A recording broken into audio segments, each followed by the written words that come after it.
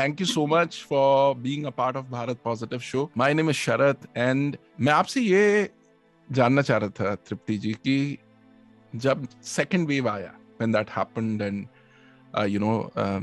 we faced a situation that was something that we've never experienced. वो समय हमारे लिए बड़ा कठिन था, tough था. And for the doctor fraternity, I think ये एक ऐसा समय था जिसके लिए कोई भी MBBS की ट्रेनिंग काम नहीं आ सकती. बिल्कुल नहीं. सही है. So take us back to those moments, जो memories जब आप सोचती हैं वापस, when you think about that time. शरद, ये जो सेकेंड वेव आया था ना, मेरे ख्याल से वो एक ऐसी हम सबकी जिंदगी में जो इस टाइम है अभी, वो एक ऐसा समय है जो शायद हमारे फ्यूचर जनरेशंस को भी हम याद कराएंगे कि वो एक प्रलय आया था. It was nothing short of that, you know. मतलब इस चीज के लिए जो जैसा आप फेस करते बाकी नॉन मेडिकल पब्लिक ने भी इस चीज को फेस किया है, तो हम लोग के साथ क्या है, at some point of time we were the patients. एक पॉइंट ऑफ टाइम में हम नॉन मेडिकल लोगों जैसे ही थे, हमारे घर के लोग बीमार पड़ रहे थे, हमारे close relative friends. There's been death in every family. हर घर में किसी न किसी ने किसी को खोया है या फिर बहुत सफर किया है. तो कहीं ना कहीं हम सफर कर रहे थे एज अ नॉर्मल पर्सन, और कहीं हम एज अ डॉक्टर भी बहुत परेशान हो रहे थे. क्योंकि आप सोचिए, आपके हाथ पांव हैं लेकिन आप कुछ कर नहीं सकते. वो जो एक हेल्पलेसनेस वाली फीलिंग है ना, कि हम कुछ मदद नहीं कर सकते, और उस वजह से बहुत सारे लोग हैं ऐसे जिन्होंने जिंदगियां चली गई. जबकि इस बार आप सोचिए, सेकेंड वेव जब आया, एक तो वो एकाएक आया जी, बिल्कुल ही अनप्रिपेयर्ड थे हम लोग. सबने, मेरे ख्याल से सभी ने कुछ ना कुछ पार्टी छोटी मोटी करनी स्टार्ट कर दी थी. मेरे ख्याल से ह्यूमन इनफ. हर कोई सोचने लगा था कि मैं अपने फादर से मिलने इंदौर चली गई थी. हर कोई कुछ ना कुछ कर रहा था. और फिर ये था कि हम लोग को वैक्सीन भी लगी थी, फर्स्ट डोज. और जो मकसद है हमारे इस प्रोग्राम का, healthshots.com in association with Fever FM presents भूल मत जाना. भूल मत जाना यानी कि एक ऐसा हमने टाइम देखा जिसने हमें हिला के रख दिया, जिसने हमें सबक दिया, और जिसकी वजह से हमने रेजोल्यूशंस भी लिए कि यार अब मैं इस तरीके से चलूंगा. बिल्कुल बिल्कुल. धीरे धीरे हम भूलने लग गए. हम डॉक्टर्स के उस सर्विस को भूल गए हैं, हम उन मैसेजेस को भूल गए हैं, हम कोविड प्रोटोकॉल्स को भूलने लगे.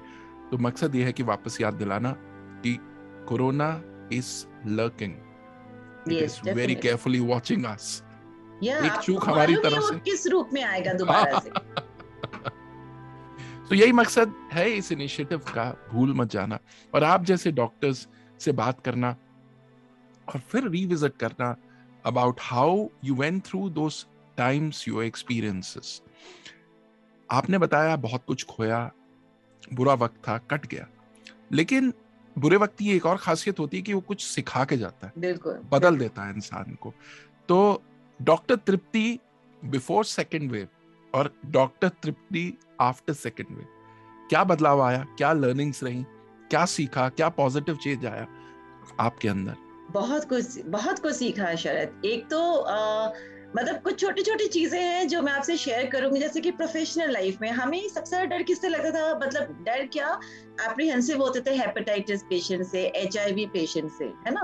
क्योंकि उसमें मास्क पहनना पड़ता था. हम लोग कैसे मास्क पहनते जैसे आम पब्लिक पहनती है. सर्जरी में भी एक सर्जिकल मास्क पहन लिया, वो थोड़ा नीचे है, और लोग कहेंगे तुम लोग तो मुंह से सांस लेते हो, तो हम लोग जस्ट हंसते हुए कुछ नहीं.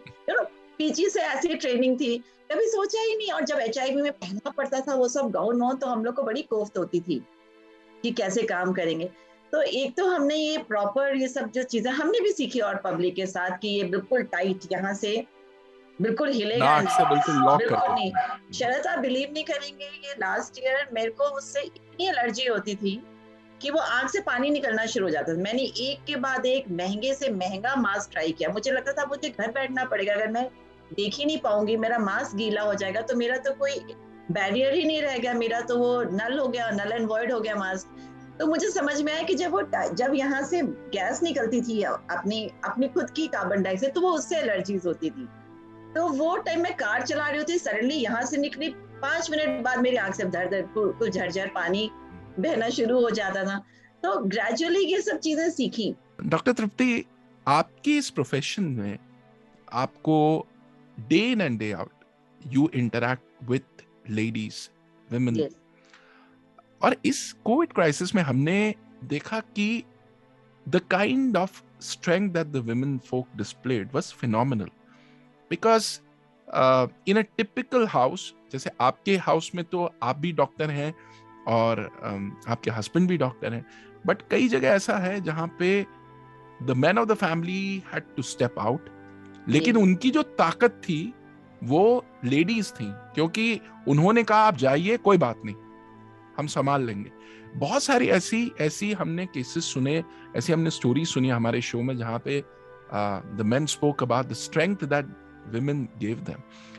आप सुबह शाम every day you interact with women, आपको क्या लगता है कि हमारी जो नारी शक्ति है, जो इंडियन नारी है, जिसे हम कहते हैं सब पे भारी, उनका क्या रोल रहा है इस क्राइसिस में? आपने कैसा ऑब्जर्व किया है about the way the women of India responded to this crisis?